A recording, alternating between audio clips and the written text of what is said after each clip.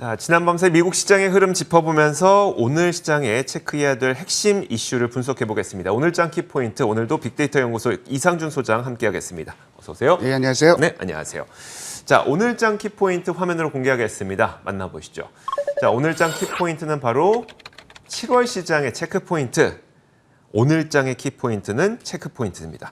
자, 이 내용은 저희가 잠시 후에 말씀을 드리도록 하겠고, 일단 미국 시장은 또 S&P 500 지수와 나스닥 지수가 사상 최고치를 경신했어요. 근데 그 묘하게 또 뭐 봉이 긴 건 아닌데 나스닥 지수는 양봉이 발생했고 네. 다우하고 S&P 500은 또 그 짧은 음봉이 발생하면서 뭔가 별로 안 움직였는데 조금씩 다른 흐름을 보이긴 보였고요. 네네. 뭐 배경으로 거론되는 게 소비심리일복을 들고 있습니다. 컨퍼런스 보드의 6월 소비자 신뢰 지수가 127.2를 3을 기록했는데요. 예상치가 이제 119. 네네. 이 수치는 작년 2월 이후 최고치예요. 그러니까 코로나 이전으로 돌아갔다. 이렇게 네. 시장에서 보는 것 같고. 근데 뭐 시장이 뭐 올랐다기보다는 뭐 사상 최고치 이렇게 다는데 거의 안 움직였다고 보는 게 이제 뭐 맞는 그렇죠. 표현일 것 네. 같습니다. 네. 뭐 다우 운송 지수도 0.1% 정도 올랐고 러셀 2000 지수는 빠졌어요. 0.5%가 빠졌는데 요새 이 지수가 눈에 들어옵니다. 어떤 지수입니까? 필라델피아 반도체 지수가 네. 이틀 연속 사상 최고치예요. 그저께 사상 최고치 기록했는데 또 0.4%가 0.8%가 올라가면서 사상 최고치를 기록을 하고 있습니다. 조금 이따 말씀드리겠지만 네. 이게 과연 그 오늘 밤에 저희 마이크론 테크놀로지 실적 발표가 예정돼 있는데 네네. 어떻게 봐야 되는 건지 참 저도 궁금하고요. 종목별로 봤더니 아까 이제 그 이조 앵커가 모더나 얘기하셨는데 모더나가 제일 많이 올랐어요. 나스닥 네. 100 종목 중에서 5.2%가 올랐고요. AMD가 2.8%, 애플이 1.2%가 올랐는데 반대로 이제 빠진 종목들은 테슬라가 1.1%, 네. 그 전날 그 반독점 소송에서 뭐 페이스북이요? 많이 올랐던 페이스북은 이제 1.1%가 빠졌고요. 또 다우 종목 중에서 봤더니 나이키가 이제 15% 올랐다 하루 조정받았는데 다시 2.4% 네, 큰 폭으로 올랐고 홈디포 1.3% 골드만삭스 금융주도 좀 올랐어요. 골드만삭스가 1% 올랐는데 배당 들린다는 얘기 이런 그렇죠. 정도가 좀 호재로 작용을 하고 있습니다. 반면에 이제 보잉이 1.8%가 하락하는 모습을 보여줬습니다. 달러 인덱스가 다시 92달러대로 올라왔어요. 7일 만인데요. 네. 달러 강세는 별로 그렇게 좋아하는 환경이 아닌 것 같은데 유가는 소폭 올라가면서 73달러 44센트를 기록했고요. 뭐 국채 10년물 금리, 2년물 금리, 10년물 금리 모두 이틀째 하락하는 모습을 보여줬습니다. 10년물 금리는 현재 1.475%까지 좀 떨어져 있어요. 좀 네. 많이 떨어져 있죠. 오늘 마이크론 테크놀로지 실적 발표가 예정이 되어 있는데 잠깐 제가 이제 실적 예상치하고 이제 그 발표치를 좀 같이 표시를 했는데 네. 예상보다는 계속 잘 나왔어요. 근데 과연 뭐 예상보다 잘 나올지 뭐 이 부분이 좀 하나의 포인트가 될 것 같고 참고로 마이크론 테크놀로지는 11월 결산 법인입니다. 특이하게도 네네. 12월이 아니고 11월 법인이에요. 그래서 2분기 실적을 좀 6월 달에 발표하는 거거든요. 네네. 5월 달까지의 실적이죠. 그러니까 네. 3, 4, 5. 근데 반도체에 대해서 D램 경기에 있어서 특히 실적이 3분기 피크다 이런 얘기가 있는데 한쪽에서 또 아니다 이런 얘기가 상당히 좀 논란이 심해요. 네. 근데 이제 그 마이크론 테크놀로지 같은 경우는 실적을 발표하는 것도 예상치에 비해서 어떻게 나오는 것도 중요하지만 더 중요한 포인트는 네. 3분기 가이던스입니다. 그렇죠. 3분기에 매출을 얼마나 전망하고 있고 이익은 얼마나 전망을 하고 특히 그 중에서도 매출이 더 중요하겠죠. 네. 그 포인트를 잘 짚어서 아무쪼록 뭐 좀 우리 시장에도 좀 모멘텀이 되는 그런 그 실적 발표가 되었으면 좋겠습니다. 알겠습니다. 마이크론 테크놀로지의 실적은 뭐 나오자마자 또 저희 머니투데이 방송을 통해서 확인을 하실 수가 있으니까 항상 저희와 함께 해주시고요. 자, 그렇다면 지난 어제 우리 시장에서의 수급 특징주는 어떤 것들이 있었을까요? 코스피는 뭐 순매수 같이 많이 산 종목들도 꽤 되는데 연속으로 쌍끌이 한 종목들이 요새는 드물어요. 그 네. 얘기는 매수 연속성이 떨어진다는 얘기거든요. SDI, SKIT, 효성 첨단 소재, LG화학, 녹십자 이런 종목들은 쌍끌이가 나왔는데 네. 뭐 그 하루짜리 그러니까 연속적으로 나오고 있는 상황은 아니고 다만 이제 기관이 열심히 사는 종목이 SKIT, 효성 첨단 소재 이런 종목은 기관 중에서도 연기금이 6월 동안 하루도 안 빼고 사고 있는 종목입니다. 네. SKIT하고 효성 첨단 소재는 연기금이 6월 내내 사고 있는 종목이에요. 어제도 샀고요. 코스닥에서는 코스닥도 이렇게 연속 매수 종목이 많지는 않은데 SK 머티리얼스 같은 종목 정도가 나흘 연속 쌍끌이가 나왔고 카카오 게임즈, 덕산테크코피아, CJ ENM, 실리콘웍스, SM, 에코프로비엠 쌍끌이 종목 상당히 많습니다. 네. 그중에 실리콘웍스가 기관이 8일 연속 사고 있는 종목이고 코스피 코스닥 다 합쳐서 네. 어제 수급 그 1등 종목은 뭐냐 꼽으면은 카카오 게임즈를 꼽을 수가 있는데 기관 외국인 코스닥을 순면서 1등 종목이고요. 네.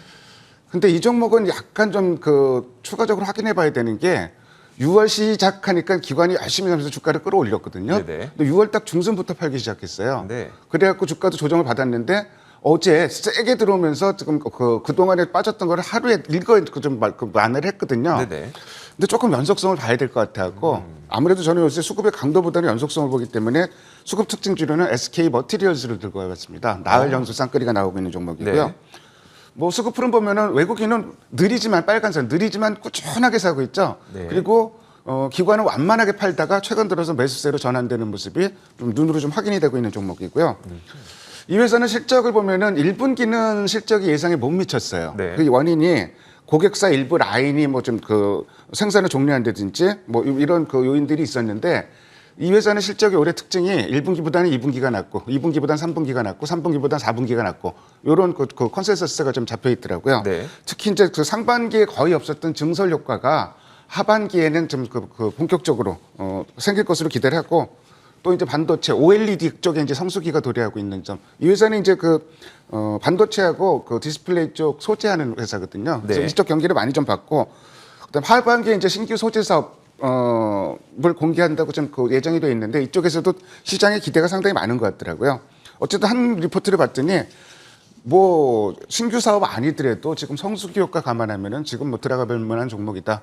근데 어제하고 그제하고 이틀 동안 좀 양봉이 좀 길게 나왔거든요. 그래서 네네. 이런 종목은 이제 좀 눌림목 공략 제가 말씀드리는데 눌림목 전략을 권해드립니다. 알겠습니다. 그래서 수급 대장주로 SK 머티리얼즈를 꼽아주셨고요. 이어서 세 번째로 저희가 살펴볼 거는 그럼 과연 7월 시장에 우리가 꼭 챙겨봐야 될 체크 포인트는 무엇들이냐? 이게 바로 키워드 아니겠습니까? 뭐 6월 한 달 동안 고생들 많으셨고요. 네네.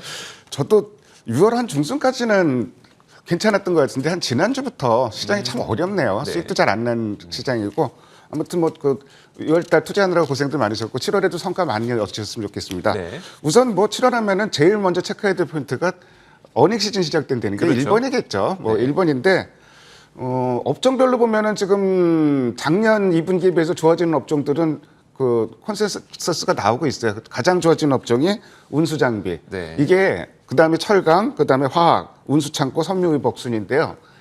이게 이제 의미가 있을까 싶어요. 왜냐면은 작년 2분기에 너무 나빴기 때문에 네네. 거기에 대비해서 증가율이 특히 뭐 철강 업종 같은 경우는 최근에 한 그 언론사에서 이제 포를 했는데 하반기 좋아질 업종 좀 부진할 업종 전망을 했는데 부진할 업종 2등이에요. 철강 업종이요? 네. 오. 그 증권사에서는 그렇게들 보고 있네요. 네. 설문조사란 건데 네. 뭐 1등은 자동차, 2등은 반도체, 3등은 2차 전지 좋게 보는 쪽은. 근데 그래서 컨센서스 자체가 그 증가율 자체가 의미가 있겠냐 싶고요. 그래서 좀 요 운수 장비하고 철강 금속 화학 그다음에 운수 창고 중에서 네. 그 대표적인 종목들 중에서 한 달 사이에 컨센서스가 어떻게 변했는지 컨센서스가 늘어나는 종목을 한번 좀 정리를 해봤습니다. 네네. 뭐 추천의 의미는 아닌데 네. 여기에 수급이 좀 가세가 돼야지 뭐가 좀 얘기가 되겠죠. 그렇죠. 네. 운수 장비 같은 경우는 한국조선해양, 하나에어로스페이스, 기아, 그다음에 철강수 중에서는 컨센서스가 많이 올라왔죠. 동국제강, 포스코, 현대제철. 화학에서는 SOL, SKC, SK이노베이션, 효성, TNC.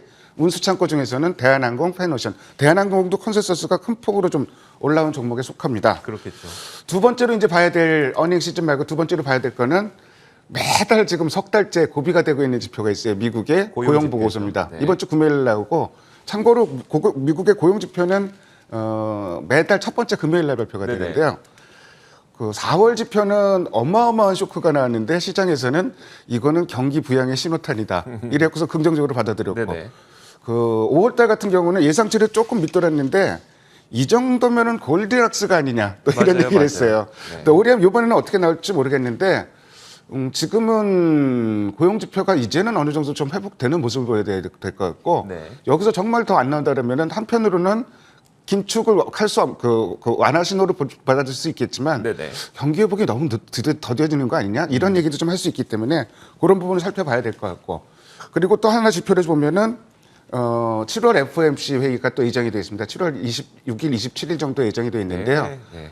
이것도 참 궁금하죠. 특히 이제 매파적으로 2023년까지 금리를 6번 인상할 거라고 예상하는 그 연준 인사가 2명이나 있어요. 2명 저희 있었죠. 표에서 보면 오른쪽에 지금 그 6월 회의 결과거든요. 네. 점도표로 이제 표로 좀 표시한 건데 물론 이제 그 기자회견은 있는데 파월 의장이 뭐 그 기존의 입장을 다시 얘기할 가능성이 많습니다. 인플레이션 일시적이다. 뭐 긴축을 서두르지 않겠다 이런 얘기가 나올 것 같은데 6월 회의에서 이런 얘기가 나왔단 말이에요. 테이퍼링을 논의할지 말지에 대해서 논의를 했다. 네네. 예? 그래서 그 부분이 어떻게 언급이 될지 그런 부분도 좀 참고할 할 필요가 있을 것 같고요. 마지막으로 이 부분이 시장 전체로는 저는 좀 긍정적으로 보지는 않는데 네. IPO가 지금 7월 달에는 아주 뭐 난리가 납니다. 네, 지금 대형 그렇죠. IPO도 그렇고 모두 지금 그 IPO가 10개나 예정이 돼 있어요. 카카오 페이 같은 경우는 아마 8월 달에 저희 IPO를 할 것 같고요. 네네. 근데 이제 뭐 이런 맥락이 있어요. 코스피 있는 세 종목만 좀 얘기를 해볼게요. ST 바이오 센서는 우리나라 그 진단시약, 코로나 네네. 진단시약 관련해서 작년에도 실적이 좋았고 제약 바이오 합쳐서 우리나라 매출 1등 종목입니다. 그건 상당히 큰데 이 회사는 그 희망 공모가를 대폭적으로 하향 조정을 했어요. 네. 근데 그래서 아무래도 인기는 이 종목이 가장 많을 가능성이 많고 크래프톤 같은 경우는 너무 희망 공모가 너무 비싸다. 네네. 그래서 지금 상장 일정도 연기가 됐습니다. 뭐 비교하는 회사가 디즈니 이런 회사들이랑 좀 비교하고요. 네네. 그러니까 이게 그 너무 무리한 논리다 이런 얘기를 하는 시각도 있고 그리고 또 한 가지 참고할 게 9개 종목은 중복 청약이 가능한데 카카오뱅크는 중복 청약이 안 돼요. 증권사 계좌 여러 개다 청약해도 최초 청약한 것만 청약이 됩니다. 앞으로는 그리고 중복 청약이라는 게 이제 없어졌어요. 네네. 요거를 가지면 카뱅부터는 카뱅은 중복 청약이 안 되고 나머지는 다 중복 청약이 되는 종목들이고요. 카뱅도 밸류에이션상 우리나라 은행이랑 비교하는 게 아니라 핀테크 기업들이랑 비교를 하기 때문에 네. 너무 좀 과한 거 아니냐 이런 논란들이 있어요. 그래서 그 아마도 중복 청약도 없어지고 그러면은 조금 투자하기 좀 시들해질 것 같고 뭐 이렇게 뭐 7월 일정을 좀 그 자세히 설명해 드렸던 게 네네. 사실 시장에 대해서 할 얘기가 별로 없어요. 어제도 뭐 그 기관 외국인이 사는 업종이 거의 없고 네. 지금 시장이 6월 중순부터 좀 재미가 없어졌다 그랬는데 예를 들어서 뭐 OLED라든지 2차 전지라든지 이런 쪽이 쭉 올라가다가 지난주부터 이런 쪽 대장 테마가 없어졌고 네. 대장주도 없어져 버렸어요.